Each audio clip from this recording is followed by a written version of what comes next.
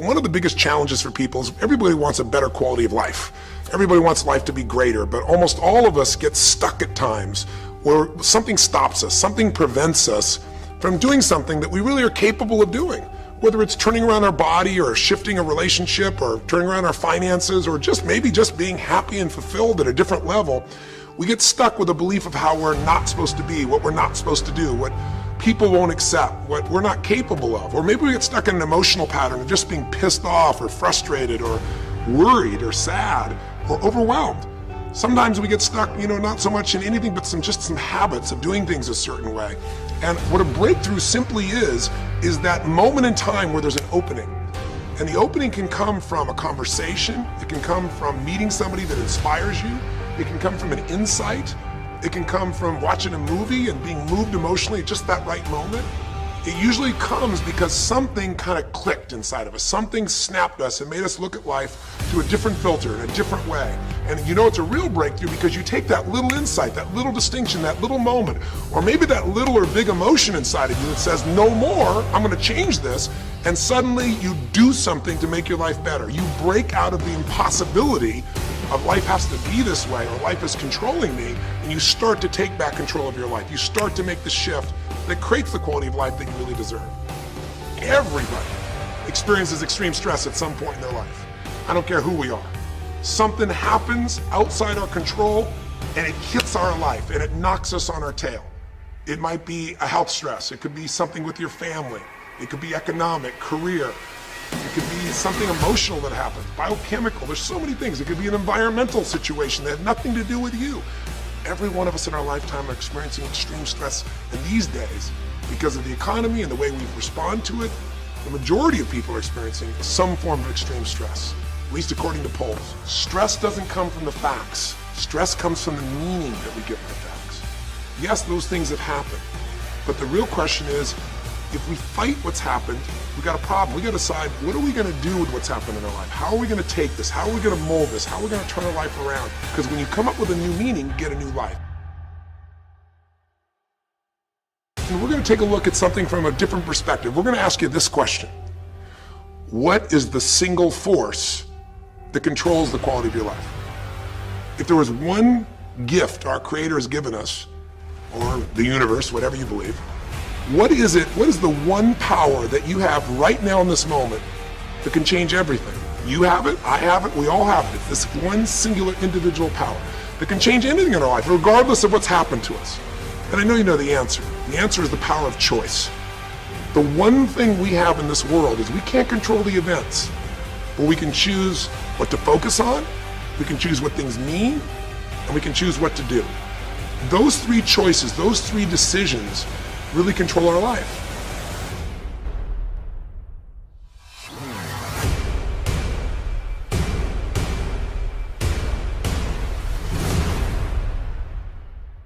It's not so much the conditions of our life that control our destiny as much as the decisions of our life. Try for a second to think about something. Think about your life and just think about, are there a few decisions? If I were to ask you 2 decisions you've made in your life, that if you would have made a different decision, you would have had a totally different life. I mean, it may be a life may have been better or may have been worse, I don't know, but you would have a different life. I'm not asking you to buy into the fact that you should have known the answers. I just want you to see the power of a decision. How is your life better today because of a decision you made years ago, not just negative ones? Think about it. Sometimes a little decision changes your whole life. Like you decide one day to go to a certain school, and you go to that school or to go eat someplace, and you bump into the person that becomes the love of your life. Or you meet someone and you decide as a result of that you're going to become a photographer or a software engineer or a business person or a doctor, a dentist, whatever. They impacted you, but you made the decision, that's what I really want. That's what my life's going to be about. And that decision has affected so much of your life. What you do, how you live your life, how you spend your time, what you earn or don't earn, who you attract into your life. Beliefs you have all come from some of these little decisions. What you decide to eat from your dinner plate each night certainly determines your physical destiny, right? We all know that, at least to a certain extent. I know there's a certain amount that's genetics, but I'm talking about the stuff you and I can control. So decisions equal destiny. It's not our conditions, it's our decisions. So if we want a new life, if we want a new experience, we've got to make new choices. If you don't like the way your career is or your business is, change it. If you don't like your body, change it. If you don't like your relationship, change you first, because if you change it, you'll bring you to the next one. Maybe it's time to change it too, but change yourself first. If you want to change anything in your life, you have the choice. So there is no right or wrong. I just want to make you aware in this breakthrough session that everything in our life changes the moment we make a decision. And I mean a real decision. A decision is when you cut off any other possibility and you commit to something with everything you've got and you take action. But the big decisions start with little decisions like, what am I going to focus on? Because whatever you focus on, you're going to feel. If you focus on all the things that have been done to you in your life, of course you're going to feel like hell. If you focus on all the amazing coincidences that have happened, things that maybe they were guided, maybe not, but things happen, and because of that, you met this person that's your best friend, your husband, your wife, or because of that, you have this ability, or because you were there that day, God, you missed an accident. I don't know what it is, but whatever you focus on, you're going to feel. If you focus on people don't care, and you'll look for reasons why they don't care, and evidence they don't care, you'll find it everywhere. If you look for evidence that people are really good people inside, that at some level we all care about each other, you'll find it. Seek and you shall find. The secret is, have you become conscious about your decision making? Because this breakthrough session is, really you want to change your life, make new choices. New life comes from new choices, but you got to make conscious choices.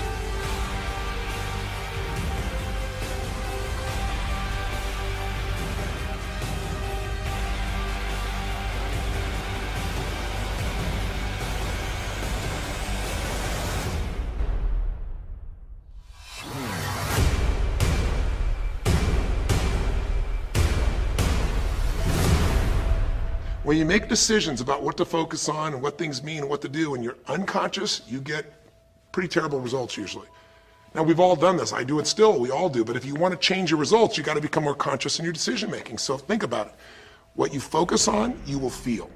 Whether it's true or not. You focus on how people don't care, you're going to feel they don't care. Second decision you make is, what do things mean? So you focus on something someone does and you come up with a meaning, and the meaning is, no one loves me. The meaning is they're trying to take advantage of me. Depending on what meaning you come up with, and you get to choose the meaning of anything. For some people, they say, this situation happened with the economy, and what that means is I'm going broke. Somebody else said, the situation happened with the economy, guess what? That means I'm gonna work harder, I'm gonna be more creative, it changed everything. Everybody else is gonna quit, so we're gonna dominate the marketplace. For people to do it. Is this the end right now, or is it the beginning? See, whether it's the end or beginning is your choice. You get to decide, because once you make up a meaning, it's true. If you think that this is the end of a relationship, are you going to treat people the same way as if you think it's the beginning of a relationship? No way. In fact, I tell people, if you want to have a great relationship, think about this. Treat people like you did in the beginning of the relationship, and there won't be an end. In the beginning of the relationship, when somebody says to you, would you take out the trash? What do you say? Of course, take out the trash. You're happy to do anything, right? But after about 6 months or 6 years, you go take them out the trash. You go, what do you mean? What, I look like your janitor? Take out your own trash. The meaning we give things is very different, and so we feel different, and our life is different. In the beginning, you'll do anything for someone. Now you make up a new meaning. Why should I have to do that for them? Little choices, like what to believe about yourself, what to believe about other people, whether this is the end or the beginning, start to affect your whole life. And the third decision we make, we decide what to focus on, most of us unconsciously. We decide what things mean, and the third thing we decide is, what are we going to do? We decide to quit because it's overwhelming. We decide to get strong and focus. We decide we're going to turn it around. We decide to wait and see. Ultimately, your destiny is determined by what you do. So, for example, what do you do if somebody comes to you one day and says, you have a tumor? Again, I've had that experience. I use that as a reference point because I've had a lot of intense experiences in my life, but that was one of the more intense ones for sure. Had many, but that was very intense. You know, first, what do you focus on? Do you focus on it's over? Do you focus on why me? Do you give it a meaning that says, I'm gonna die? What do? Do you just go through traditional therapeutic approach? Do you put yourself in the hands of someone else? Do you evaluate this?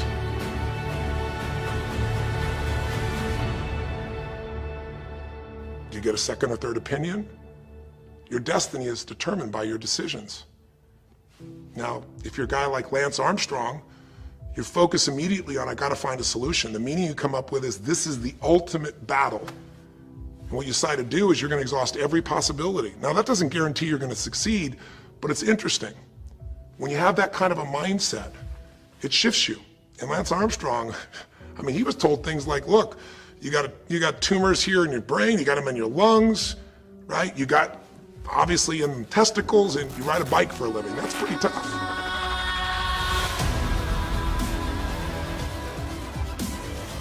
But he made it through all of those pieces. Now, am I saying because he made the right choices? I can't tell you that. There's certainly some grace in everything. I think in life, there's three things. There's our ability to choose what we're focused on, or to commit, to get a result, to put all our intention and focus into something. There's our ability to do the right things, to have the right strategy, to execute.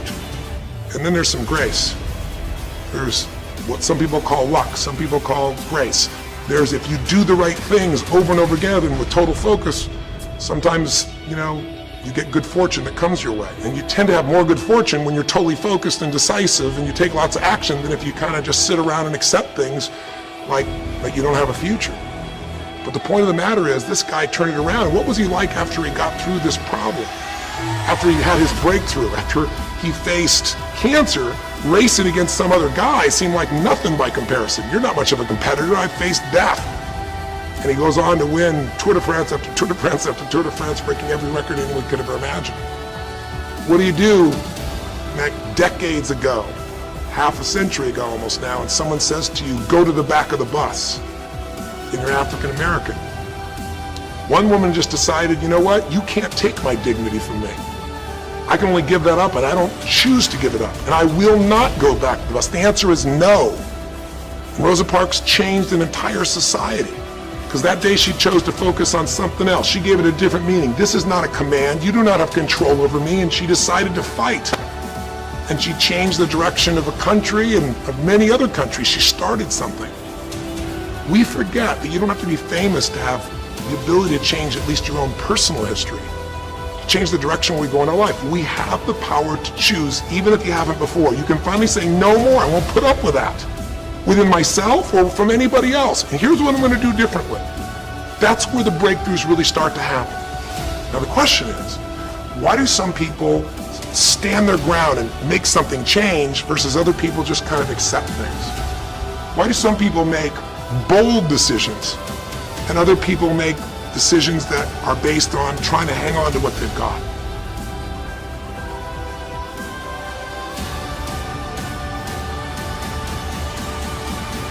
Because when you can change your decisions, you can change your life. When you can change the force that controls your decisions, you can change anything in your life.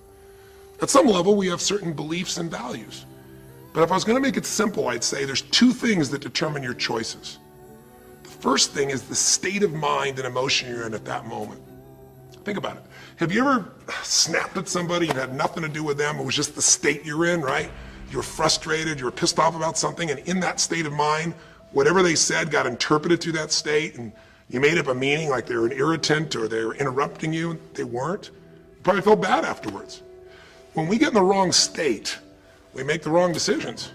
When you get in a strong, empowering state, you'll make a better decision. Learning how to direct your state is a big part of what my work is with people, and it's a big part of what I do in my seminars. But the other thing that affects your decisions would be what I would call your story or your blueprint. We all have kind of a story about how our life is supposed to be. It comes from a set of life experiences, interpretations. Some people think life is all about getting theirs. Some people think life is about growing and contributing. Some people think life is about making judgments. Some people think life is about saving other people's lives. Some people think life is about being successful. Some people think God is the basis of everything, and the way to know God is to go through life in a very specific way with a set of rules, and they follow it. And that's what they believe. Whatever your story is, whatever your blueprint is just another way of saying whatever you believe is how your life is supposed to be. At some level, we either follow that blueprint or we fight it. If we follow it or we fight it, we're going to find that we're going to bump into things in life where life isn't always the same as we expect it to be or think it should be. And that's where we start to experience stress.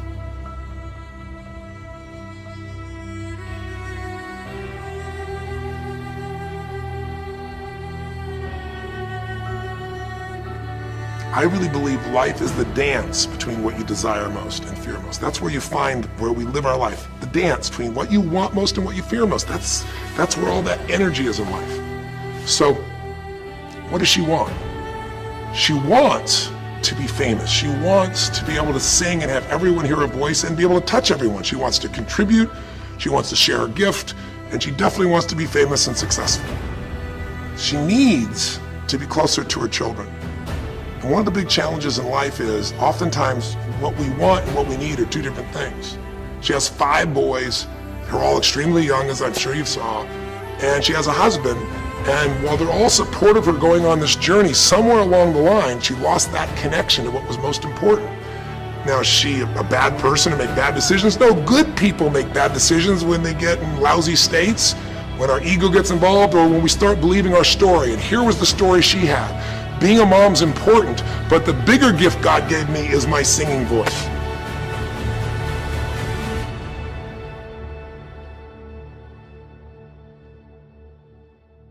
And once we get seduced into a particular story and we start to believe it, it takes a hold of our life and it controls all of our choices. And then pretty soon, bad choice on top of bad choice on top of bad choice starts to affect our life. Can you relate? How many times you've made some choices that you wish like hell you would have made a different decision back then, or that no one ever knows the stupid decisions you made? I know I can relate to that. So what I want to talk to you about today for this brief little session is how to break through a crisis. Crises happen, whatever type of crises you go through in your life, and I know you've had many, when we make some choices unconsciously and we get consequences. And we make them unconsciously because we're trying to get what we want. We don't really know what we value most. We don't know what we need. And we find ourselves waking up one day and going, why is my life this way? It's kind of like life is always calling to us to constantly grow and improve. You know, if you're going to look at what's going to make life work, it's really simple. What makes people happy is progress.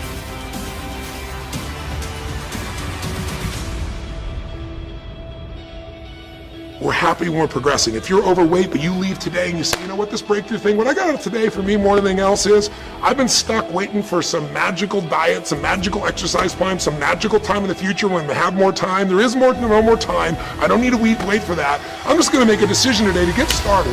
I don't need to go out there and go interview 20 trainers and get online. I don't need somebody to give me a perfect plan. I need just to pick up my shoes and start walking. I need to just get somebody behind me who just goes, run! I don't need to wait for perfection. I'm gonna do something right now. I choose to get fit, I choose to walk, I choose to run, I choose to go join a club. I'm doing it now. A breakthrough happens the moment you make a new choice. And you don't have to wait. You can just get yourself in a new state. Maybe this tape will get you doing, or you just have to have a new thought that says, you know what? I made choices in the past. I'm overweight because I chose to eat this and this. I'm not going to eat it anymore. I'm changing now. You can change your whole life real fast with just a few choices. But if you don't make the right choices, eventually you're going to face a crisis. Crisis is when you made so many poor choices that sooner or later life shows up, and instead of asking gently for you to change and improve, to grow, to make progress, to be happy, life, when it's a crisis, now demands change. It isn't asking anymore. We borrowed money as a society and we overspent and we talked about changing and we knew we had to change, and now a crisis happens and guess what? Nobody has a choice. The game has changed. And what crisis does is it melts us down. It melts us down so that we can recast our life. We can remold ourselves. And usually on the other side, our life is greater because as we go through that crisis, we have to grow. Everybody wants change, nobody wants to do it. Everybody, I should say, wants progress, but nobody wants to change.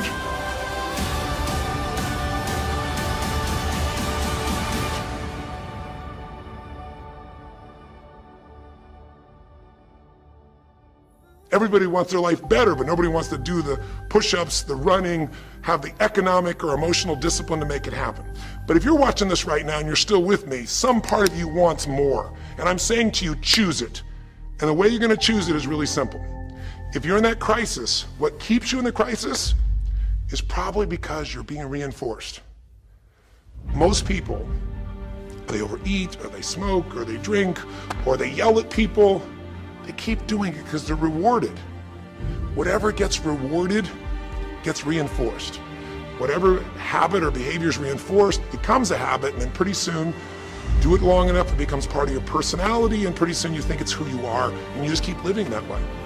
I mean, it's easy to see this in other people, right? It's easy to see how messed up they are and how easy they could if they just make some new choices. All you gotta do is turn on the television, some news program, some entertainment program, and you'll hear detailed descriptions about some person who is a very powerful celebrity who is doing some stupid thing. Why do we see all this stuff on television? Why do we hear about every person you can imagine, from Lindsay Lohan to Britney Spears to all the way back to the old days it was Elvis or Michael Jackson or whoever it is that's in the news today in this stage of life in your country as you're watching this? It's because we want to see other people who make bad decisions so we can feel better about our own. But the reason those people don't change, Lindsay Lohan, she's got another DUI, she's putting herself at risk, she's putting other people where she could kill someone. She goes to jail, it's supposed to be 90 days. But here's the consequence, it goes to 2 weeks. And before she even gets out of the jail, she makes a deal for an interview and gets paid $1 million when she gets out for the interview. What do you think the chances of her changing when her bad behavior gets her $1 million, and I don't know if she even makes that for that much time of acting at this stage? What do you think the chances are when people around her say it's not your fault, it's not fair, they treat you unfairly? As long as we have the decision that we're not responsible, it's not our fault, we can't change anything, we have no power.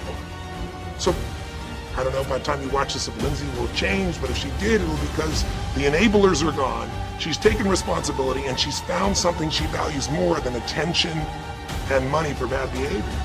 Now it's easy to look at that with her, but what about you and I? Where are you and I addicted to our problems? Where are you and I reinforced? So many people, when they have a big problem, listen, if things are going well, you say, oh, it's going so great. Your friends go, well, that's great. And after a while, they go, well, easy for you. But if you got a problem, people go, hey, I understand, and they connect with you. Where do we get addicted to our problems? If you want to make a new choice, if you want to make a new decision today, if you want to have a breakthrough in some area of your life, you got to give up the story that it's not your fault, and you got to give up the attention and the love and the connection and the commiserating that comes with it with other human beings. Here's how you change. 5 simple, quick steps, and then I'm going to give you a little tool that if you want to, you can go online and really make a change with. If you're going to change your life, step 1, I don't care if something has happened to you. You know, somebody has spilled oil all over where you fish. It's horrific. It's disgusting how they've dealt with it, but it's happened and you got to deal with it. Something's happened. Someone in your family's been injured. You've lost your job. I don't care what the problem is. If you're in a crisis, step number 1, see it as it is, but don't see it worse than it is. Now, what do I mean by that? I don't mean be Mr. or Miss Positive Thinking. By now, if you spend any time with me, you know I'm not about that. I'm not here to tell you, go to that garden and chant, there's no weeds, there's no weeds, there's no weeds. Doing affirmations is not going to change your life. You got to go see where the weeds are and pull them out. My point is simple. You got to see what the problem is, but you can't make it so horrific that you just give up. Today, this is the first generation in almost 100 years of Americans who now believe, the majority of Americans now believe, that the quality of life for themselves and their kids in the future is going to be worse than the past. They have, in other words, nothing to look forward to. 63% of the US as of today. Wow. When you start thinking there is no future, you go into what we call learned helplessness, a place where you just kind of give up. And if you get to that place of giving up, then you have no power over your life. That's when people get depressed. That's when people do crazy, stupid things. That's when people want to turn to drugs or alcohol or sometimes suicide or just total frustration and anger, and their life starts to do the opposite of a breakthrough. It becomes completely stuck and in pain or in ongoing suffering. If you and I are going to break out of that, we got to see it as it is. We're not here to be positive thinking people. You got to see what's really going on. But if you're overweight, you can't say to yourself, well, I'm big boned. That's not why you're overweight. You're overweight because you don't work out, you eat certain things, you eat Cheetos all day long, watching TV. I don't know what it is you do, but I know it's not just because you're big boned. You don't want to make it so it's outside your control or you can't change it. So see it as it is, but don't see it worse than it is so that you have no reason to try. Does that make sense? That's the first step. Step 2, get to the real truth and deal with it. Don't just see it as it is and not worse than it is. Don't just like balance it, but now get to the truth. I mean, listen, if the truth is you've been trying to get a job for 2 years and you truly have worked every day in a particular industry, and the number of jobs in that industry have shrunk down, and you really aren't getting that job, then you might have to look at the truth. The truth is you might have to retool. You might have to say, gosh, the industry I'm in is gone. I mean, gross, simplistic example, but for years, vinyl records were around for 85 years. It was a gigantic industry. And things came and went. During the vinyl record time, what happened? Well, remember those 8-track tapes? Are you ancient enough to remember those things? Maybe you know somebody remembers those things. These big boxes, you push it in and out. Yeah, 8-tracks came and went, vinyl records were still here. And then cassette tapes came, right? And cassette tapes were smaller and more compact and more convenient and more seemingly indestructible. And they came over here and vinyl records were still selling like crazy. If you had a job in vinyl records, you kept it. But then a little thing came along called the CD. And when that happened, almost overnight, you saw an entire industry that's been around almost a century was gone. If you were the guy that worked in the vinyl record factory and knew everything about it, it was the second generation, didn't matter. It was over. And now we laugh about a CD, right? Because everything in this digital world you can have instantly. Who wants to put on a CD? Pretty rare, still available. In vinyl records, maybe there's a small market of people that are collectors, but it's gone. My point is, if you're in the vinyl record business, you got to tell yourself the truth. You got to see it as it is, not worse than it is, but you also got to get the truth and deal with it. You got to deal with the cards you're dealt. You're going to have to retool. You're going to have to change something. You might have to move. If you live in the Gulf, and I don't support anything that's happened there, who could? It's unconscionable what's happened with BP. But if you live in the Gulf and you're a third-generation fisherman, and you fish for oysters, and they're dead, you better get to the truth. Are they going to be dead for 2 years or 10 or 20 to the best of your ability? And you might say, well, I can't do anything else. I can't. I'm a third generation. This is all I know. Yes, you can. Get to the truth and deal with it. Deal with the card you're dealt with. You got to deal with it, sure, I'm sure legally, but in the meantime, you got to take care of your family. I'm not saying this off the cuff easy because I've been in those situations where it's impossible, it's unjust, it's wrong, but I still got to deal with it just like you. Am I making sense? It's like, you might say, I've lived here my life. You might have to move. You might have to fish someplace else. You might have to, I know you still got to deal with all the consequences, but you got to take back control of your life. There are unjust things that happen, but you got to take control. Easy for me to say, I'm not sitting in your shoes. I get that. But who hasn't experienced some form of injustice someplace? Who's not dealt with something unfair? Who's not dealt with something that wasn't meant to be unfair, but it affected your entire life, your career, your finances, whatever? You got to tell yourself the truth, and you got to get to those dealing with the reality right now. The longer you wait, the longer the crisis will be. If you're having an economic crisis, got to deal with it. Got to downsize, right size, do whatever it takes. And I say, okay, Tony, well, so far you're telling me don't allow myself to make it so bad I don't try, see it as is, but don't make it worse than it is, and you're telling me get to the truth and deal with it. Well, that's nice, but how do I do that? Maybe the third step, more than just getting the role model, maybe to be more specific, is get a vision first. Get a vision and get strong. That's what I think your third step should be. You first tell yourself the truth, yes, see it as it is, not worse than it is, tell yourself the truth and deal with it, but the way to deal with it is say, what am I going to go for? There's got to be a compelling future. I got to come up with a vision for my life, or a vision for my relationship. I've had terrible relationships, nothing's worked. Tell yourself the truth. I've made poor choices, or I've told myself stories and gave myself excuses, or I've not had the courage, whatever it is, get to the truth, and then get yourself a vision for what you do want. Because you have to have something you're going to move towards. Does that make sense? Without a vision, people perish. It says in a very good book, called The Good Book. I know there are many good books, but that's a good one to take a look at. We need something to go for. We can deal with any problem today as long as there's something that we can look for in the future that we can strive for. It'll give us the emotional and psychological fuel, the juice, to keep moving forward.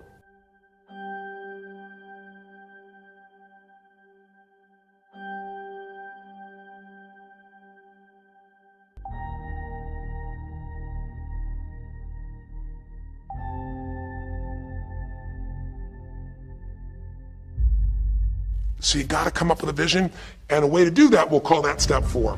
Get a role model. You might get the vision from a role model, you might get the vision just from coming up with a new idea. But in order to figure out how to go from where you are to where you want to be, to close the gap from where you are to where you want to be, it's best to learn by other people's experience whenever you can. So get a role model, get their strategy, and go to work. Get into action. So I'll give you an example. Years ago, when I was first starting to try to figure out how to build myself financially, I grew up at a time when, just as I was starting to do well, this big recession happened. And I'll remember I was like 29, 30 years old, I think, and maybe 31. And I was doing okay. And then all of a sudden, there were all these business challenges because we went through this severe recession back in those days. And I remember at the time, everybody was downsizing and freaking out. And I thought, you know what? I don't want to just settle for this. I want to find a way to do well. Who's done well in really tough times? And so I started doing my homework. And in those days, you didn't go out and use the internet the way you do today. You couldn't access all that information. We actually went to libraries and did research in traditional ways. I'm ancient enough to remember those days. And I started hearing about this man named Sir John Templeton. Very famous man. He's a man who became a multi-billionaire as an investor. He started with nothing. But what was interesting is when I started to find out about his story, because here's a guy that when he's a young man, he's called Sir John Templeton now. He was actually an American originally, and he wasn't Sir. He came from a very poor family, and he just decided that in his life, he wanted to not only do well financially, he wanted to do so well he could help other people at any level that he wanted. And today, by the way, he's passed, but before he did, he created the Templeton Fund, and he also created a fund that now delivers money, gives money each year, Templeton Prize, to people that do good spiritual works, and it's larger than the Nobel Prize, and it continues to go on. The guy started with nothing, and here's how he did it. Listen to me now. The reason I look for him as a role model is because he made all his money in the worst of times. He made all his money when people were going through the equivalent of the deepest recession or depression possible. His whole belief was, and this is different than almost anybody else you see around you, was pessimism was the secret to success. That what he wanted to do was make money when people were most pessimistic. Because when people are optimistic, they want you to pay for their house a huge sum of money. But as they start getting more and more pessimistic, well, pretty soon they think they can never, the house is the worst thing to have, they'll virtually give you the house. They'll virtually give you the business. And so he made all his money starting in World War II. When the war broke out, when Hitler invaded over in Europe, he took all the money he had and borrowed total money of $10,000, a total amount. He bought with $10,000 every stock on the New York Stock Exchange that was $1 or less that he thought might be useful, including some companies that looked like they're going to be bankrupt. But he did it when people were the most pessimistic. Because if you recall, it looked like Hitler was going to take over. It didn't look like we were all going to be the winners. It looked like Hitler was going to dominate. And when people were that scared, they would give up anything they had just to get a little bit back. And so he bought all this stock that eventually made him a multi-billionaire. He became a billionaire because after things changed, after the war, just 5 years later, and the economy started to surge, everything changed for him. Where do you think he invested next after World War II? Where was a country that was pummeled, that was down, the factories were basically turned into mud? Japan. You could buy things for pennies in Japan that would have cost you hundreds of thousands of dollars before, and he did. When everyone was most pessimistic, he went and did well. And then he sold when the 80s surged and when everybody thought Japan was the greatest country on earth and had the biggest businesses. He sold and made his maximum profit when people were overly optimistic. He did the same thing down in South America when inflation went crazy. This man spent his entire life basically having a strategy of how to succeed when everybody else was scared. I tell you that because he's a role model. What he did, how he did it, it's all in writing, it's crystal clear. You could do the same. But you won't be able to do it when you're telling yourself the sky is falling and it's over. When you see it worse than it is, you'll just give up. You won't do it if you don't tell yourself the truth is, you know what, this system isn't working. I got to do something. I got to change my finances. I got to change my job. I got to reach. If you don't tell yourself the truth and deal with the truth, the real truth, nothing's going to happen. You won't ever even think about a guy like John Templeton if you don't have a vision that says, I don't care how the environment is, I'm going to find a way to do well. And you won't do well unless you get a strategy based on a role model who's really done it. My whole thing is this: if anybody has something you want, they aren't lucky. They did something. If you model them, if you take similar steps, you can produce a similar result. Make sense? And finally, the fifth step, look, if you're in a situation where you see it as is, but not worse than it is, if you told yourself the truth and you dealt the cards you're dealt with and just decided you're going to change it and you're willing to do what's necessary, if you put yourself in a place where you got a new vision and you got yourself strong, if you got a role model and you got some strategy and you got yourself into action, step 5 is give much more than you expect to receive. Simple as that sounds, if you find a way to meet people's needs in business, in an intimate relationship, meeting your kids' needs, anybody's needs, the whole game changes.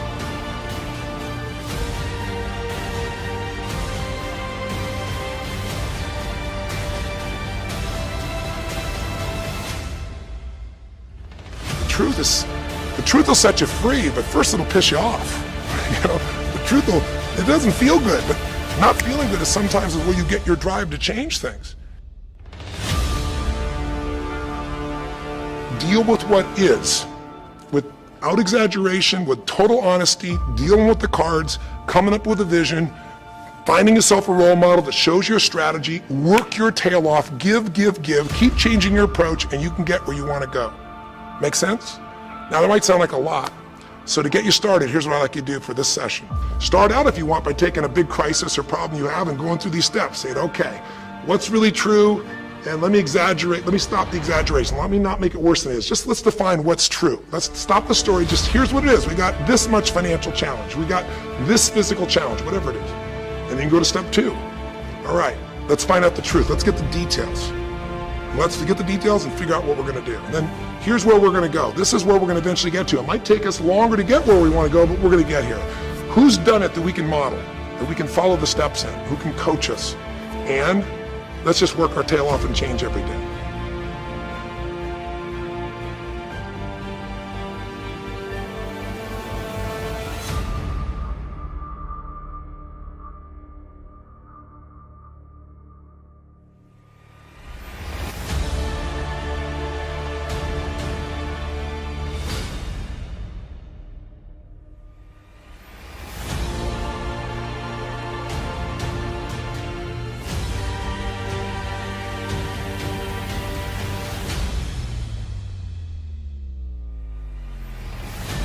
But to give you a quick jump, sometimes when you're in the middle of crisis or crises, multiple crises, lots of things going on simultaneously, it feels a bit overwhelming.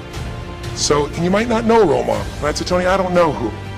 Well, not hard on the internet these days to find role models, or come to an event. I can promise you we can show you plenty of role models. This is what I do for a living. But what you can do right away is you can model yourself.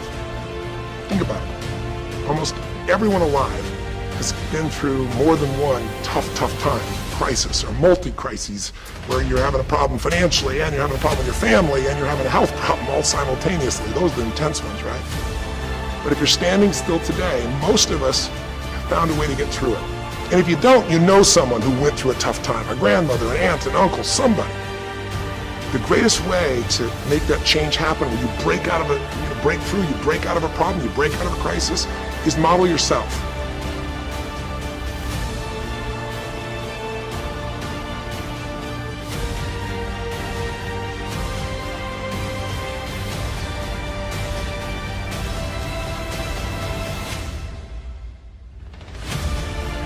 What's been one of the toughest times of your life that you did get through? Maybe it was a financial situation, maybe it was a career situation. Again, maybe it was an intimate relationship where you were crushed. You thought you'd never make it through all the pain you went through there. Maybe it was a physical challenge, a health challenge. Maybe it was a lack of confidence or ability. I don't know what it was, but what was it just incredibly tough time that you did make it through? You go back and you think about that situation. What pulled you through? What pulled you through that situation? What did you learn? What distinction? Or did you get a strategy? Or was it a belief? Or did you meet someone who helped you? Or was it just somehow you clicked into your faith and you kicked yourself into gear? What pulled you through those tough times? Was it a person? Was it a place? Was it an idea? Was it a distinction? Was it a belief? What was it?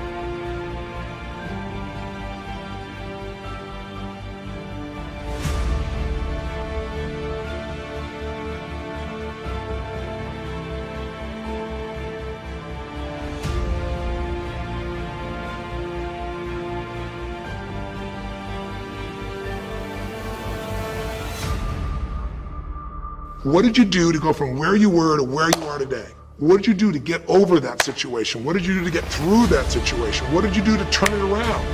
What action did you take? Who did you go learn from? What skill did you go get? What did you physically do? Kind of give us the description of what you did, because we all want to know. Because you can provide us a pathway. You may have been through a crisis that someone else is going through right now, and they could learn from you. They could learn the shortcut.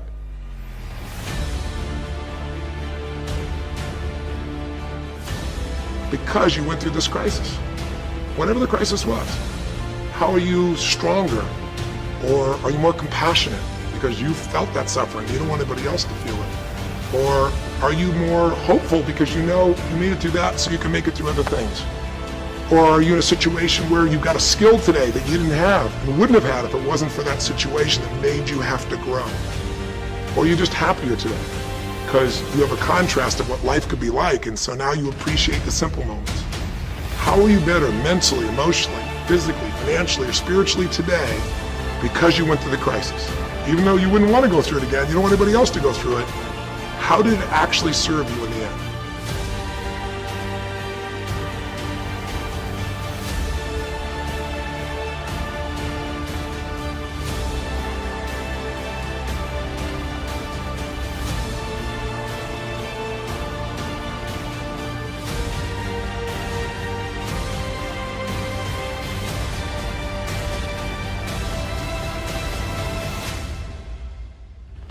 Who here has ever failed? Who's here has failed miserably at something you wanted to achieve? When you failed, why did you fail?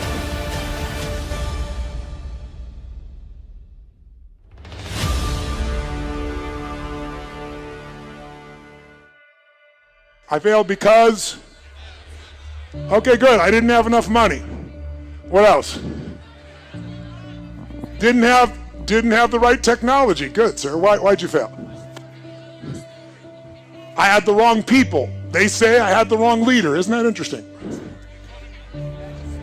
It was the economy, bad economy.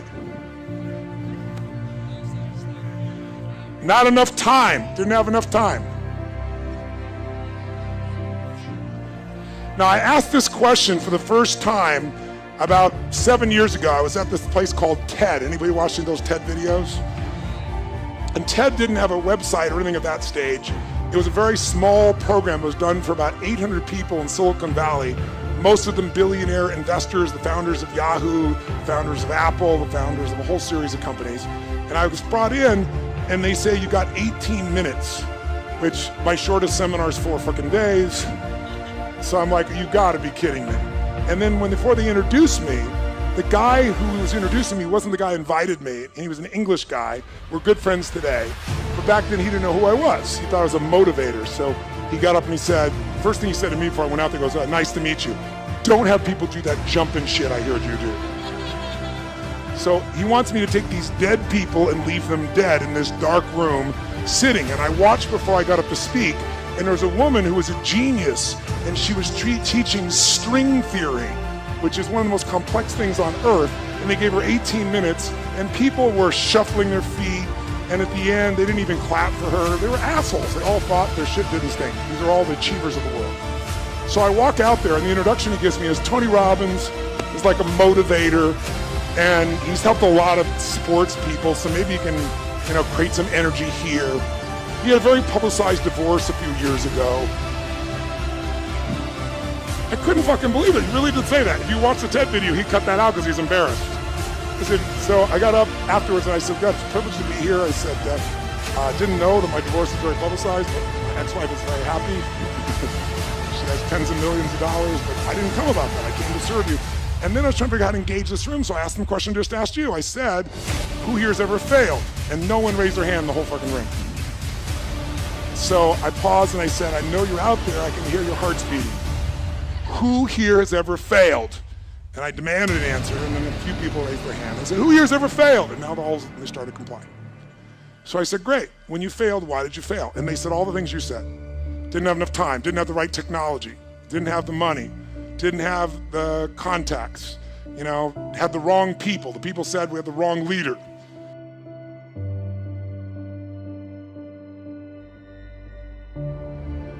Because let's just do this logically.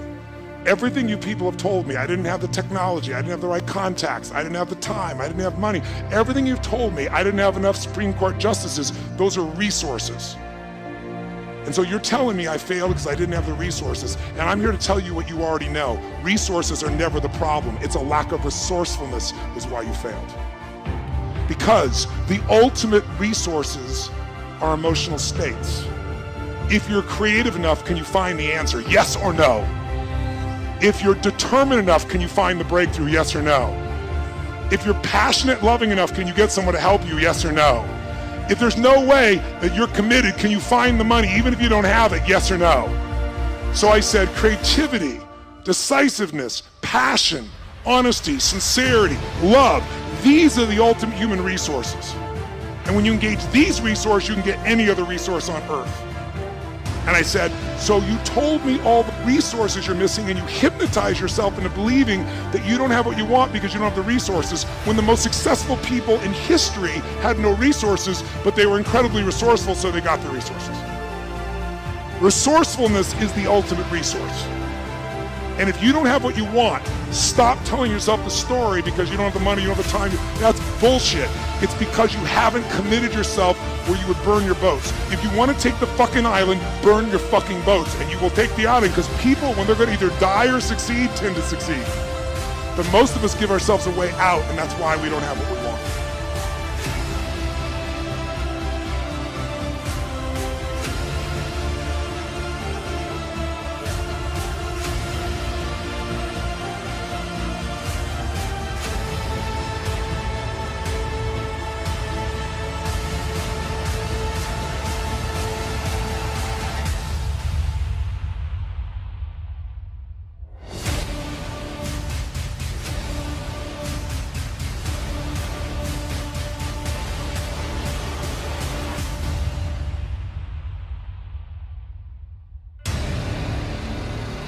So if you and I really want to know what's going to take to get your dream and make it real, it's to stop all the things you told yourself that aren't. And I'm here to tell you what I said at the top of our discussion. 80% of success is psychology and 20% is mechanics. That's true of running your business. That's true of your intimate relationship. That's true of your body. That's true in your level of happiness.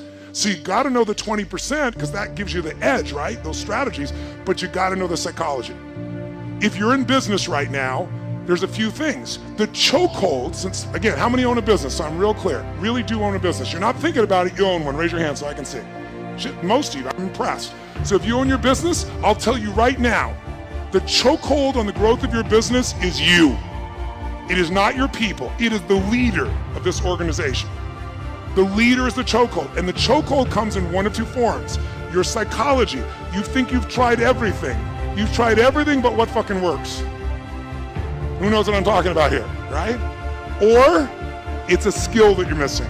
Like you really are incredible at writing code, but you don't know shit about accounting and finance, and it's eating your business alive. Because I gotta tell you, 96% of all businesses in a 10-year period of time go under. Only 4% make it. By the way, make it doesn't mean that you succeed and have any money. It just means you're still standing. 4%. And by the way, after 10 years, you're set, right? There's no more challenges. Ever heard of a company called Lehman Brothers? Right? 100-year-old company. If you took their gross revenues and added them up, it'd be $1 trillion over the decades. $1 trillion with a T, and they're no longer here. That's how competitive the world is today.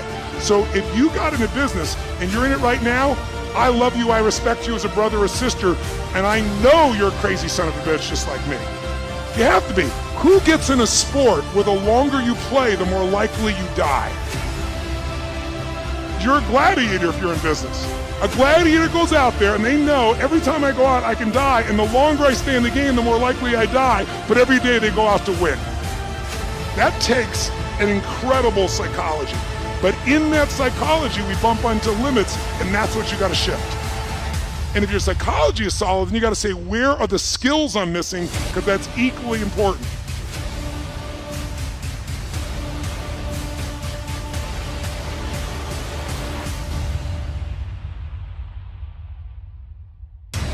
I created a brand, and that's why I have the privilege to serve you.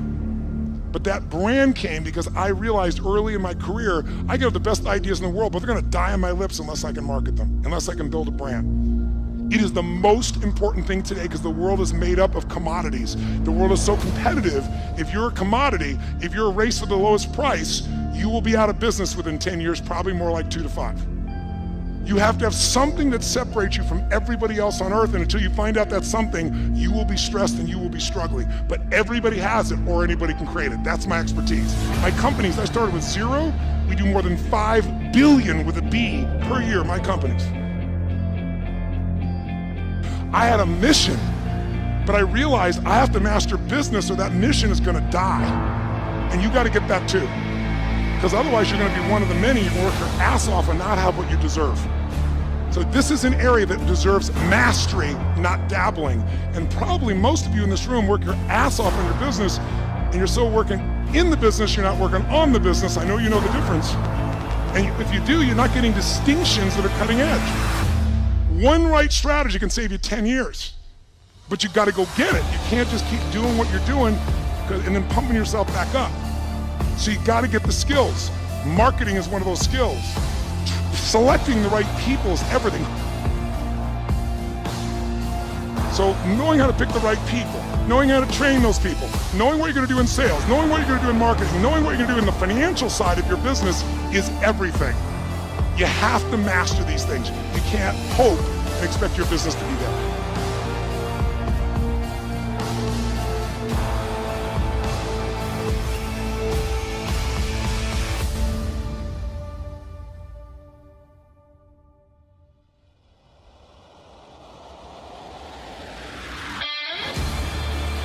A breakthrough is when there's something you struggle with for a long time. You say you're gonna change, you say you're gonna make it happen, you're gonna lose that weight, you're gonna grow your revenues, you're gonna make that profit, you're gonna make something happen, you're gonna find that relationship, you're gonna stop smoking, and you get right near the edge, and then you pull back. Who's done this multiple times before, but then finally had a breakthrough. You broke through and actually changed it. Say I. So jot down what a breakthrough is, and let me give you the 3 steps of it. A breakthrough is a moment in time. That's what it is. It's a moment in time. It's a moment where suddenly what was impossible becomes possible. For that to happen, for the impossible to become possible, and for you to have action that's going to get results, really, I found over the years, any kind of breakthrough that you're going to have requires 3 things to it. And if you never see me again, and you're ever in a place where you say, I'm sick of fighting this, I'm sick of not getting results I want, I don't want to just learn more, I want to break through. If you remember this and go back to this simple formula, and by the way, I've made this simple purposely. You know why?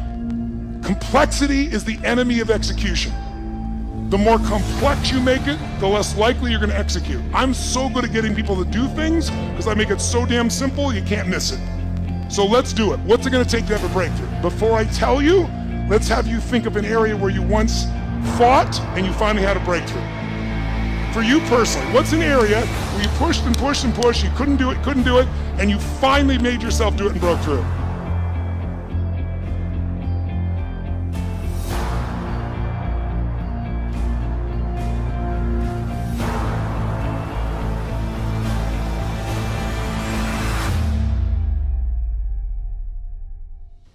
A man once said, you tell a lie big enough, loud enough, and long enough, sooner or later people will believe you. Who said that? Hitler. And most of us are Hitler in our own minds. We convince ourselves of challenges. So when a person says, well, you know, I've tried, someone who hasn't lost weight, they'll say, I've tried, come on, what do they say? I tried everything. Bullshit. If you tried everything, you'd be fit and strong. Well, I've tried thousands of ways. Thousands? Name them. Well, I've tried hundreds, name them. Well, I've tried dozens, name them. Well, I did do these 2 stupid things that don't work over and over again. Mine was, I'm big boned. I am big boned, but I was 38 pounds heavier with the same bones. So we often say things that are true to back things up. They are true, you're big boned, but that is not why you're fat, right? So the story keeps us from it. If you don't have the relationship you want, what's the story? All the good ones are gone, and they're gay and I'm not. Or they're not gay and I am. There's a story. The story is there. In fact, write this down. The only thing keeping you from getting what you want, the only thing keeping you from getting what you want is the story you keep telling yourself about why you don't have it. The only thing keeping you from getting what you really want is the story you keep telling yourself about why you don't have it yet. Here's what I say. Divorce your story and marry the truth. Divorce your story and marry the truth. And don't make it one of those divorces where you revisit with your old past belief system again. Divorce it, cut it off, and marry the truth. The truth will set you what? But you got to develop the empowering story, because without that, now some of you think an empowering story is the one that allows you to keep going at what doesn't work. I'm not talking about a story where you cover your ass and explain that you're still going to achieve what you want someday in the future, because no one can argue with that because the future's not here, but really you're not doing anything to change significant. Who knows what I'm talking about here? Say I. So you've got to find a story that's going to empower you to act, a story that's going to get you to find the breakthrough, because otherwise, with a lousy story, you'll never find the strategy, or you'll come up with a reason why it's too expensive, you can't get there, you can't access it, or you'll even get the strategy and then half-assed apply it just so you can reward your story that says it doesn't work because I tried it. If you want to know the difference in people's lives, it all comes down to what are the things that are must for you versus shoulds. So let me tell you this. We said to have an extraordinary life, you got to have an extraordinary psychology, right? Extraordinary psychology means you got to live in an extraordinary state. To be in an extraordinary state, you got to condition your nervous system, your body, your physiology and focus to be at their best. Do you agree with this? Yes or no? Then to do that, though, you can do that. Why doesn't everybody? Not because you can't. We all have the ability. It's because of our standards. I remember a time early in my career, I was about 24, and I went to do a seminar in Boston.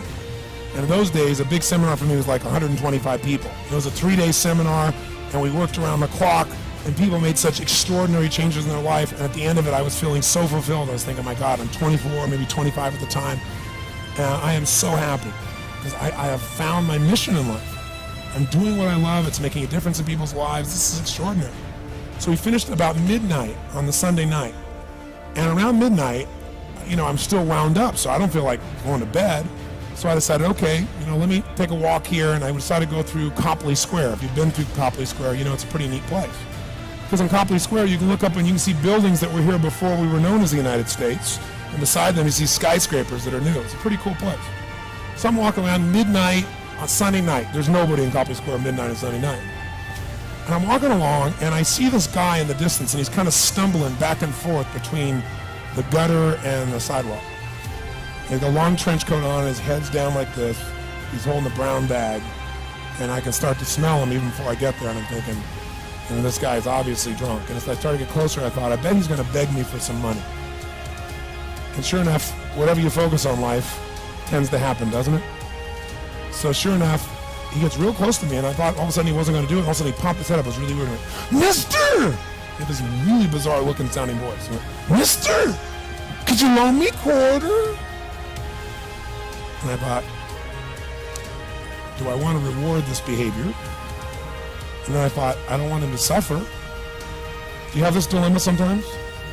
Like, I'm not here to judge. So years ago, I finally decided I always just give. Even if the person's pulling a scam, that's for them to deal with. If I have the ability, then I give.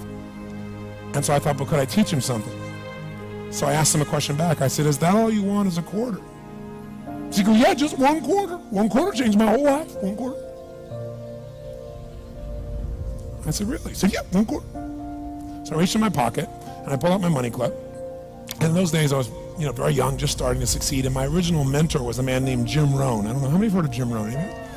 Yeah, he's a great guy. And Jim told me, he said, Tony, look, you've come from a poor background. You got a poor psychology. You got to change it. He said, you don't have any money, so pretend you do. He said, start training your brain, condition it. He said, go save all your money, get $300 bills, and put them on the outside of your money clip, even though you only have $5 in between them. So every time you put it out, you'll see that, you'll feel inspired, you'll feel better.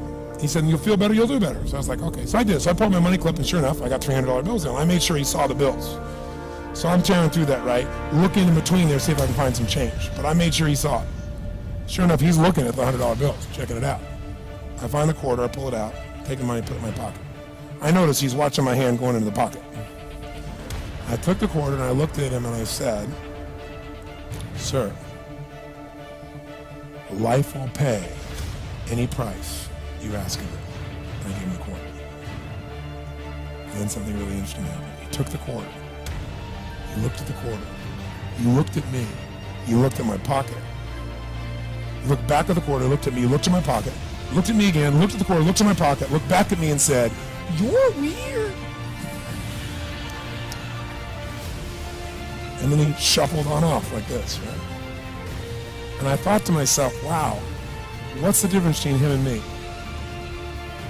I mean, I was 24, 25 at the time, doing what I love most, have my mission in life, and he's in his early 60s, drunk on the street begging for quarters.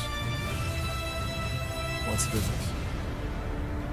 And I thought, well, maybe God's blessed me because I'm such a good person. I thought, oh, he's such a bad person, that's such bull. And I thought, wow, maybe the answer to that question is what I just told him. Life will pay whatever price you ask of it. You know what's interesting? You got to ask intelligently. In the Bible it says, ask and you shall what?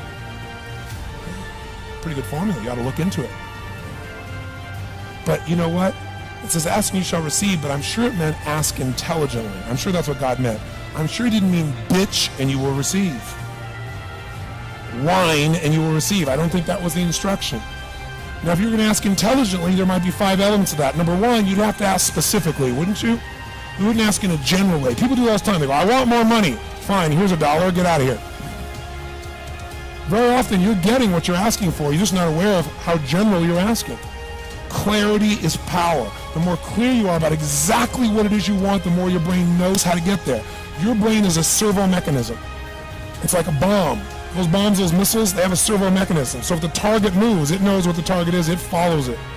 Your brain, when you condition it, knows exactly what to go for, and it'll find a way to get there.